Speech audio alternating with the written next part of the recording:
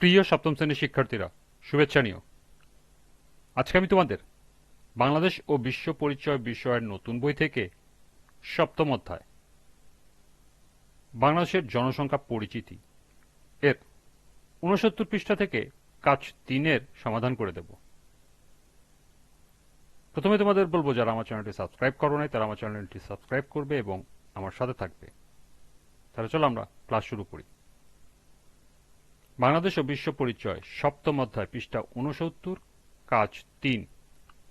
আন্তর্জাতিক স্থানান্তর অর্থনৈতিক উন্নয়নে ভূমিকা রাখে কথাটির পক্ষে দলীয়ভাবে যুক্তি দেখাও। তো চলো এখন আমরা এটির সমাধান দেখে নিই।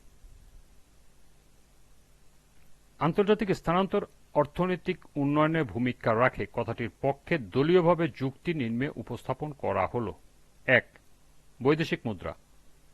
প্রবাসী শ্রমিকরা তাদের উপার্জনের একটি বড় অংশ দেশে পাঠান।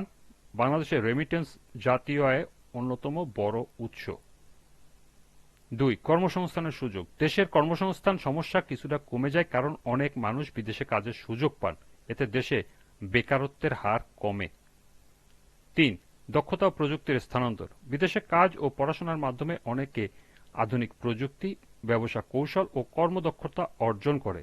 দেশে ফিরে তারা এই দক্ষতাগুলো কাজে লাগাতে পারেন। ৪. বিনিয়োগের সহায়তা।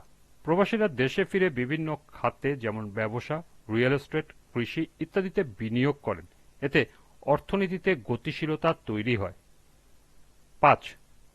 দারিদ্র্য হ্রাস।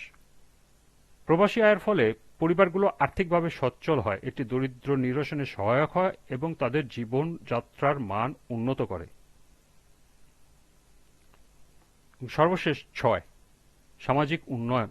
প্রবাসীদের পাঠানো অর্থ শিক্ষা, স্বাস্থ্য, বাসস্থান ইত্যাদিতে ব্যয় হয়, ফলে সামগ্রিক সামাজিক উন্নয়ন ঘটে।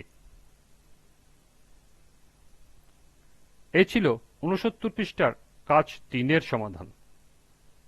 আজকের ক্লাসটি এ পর্যন্তই।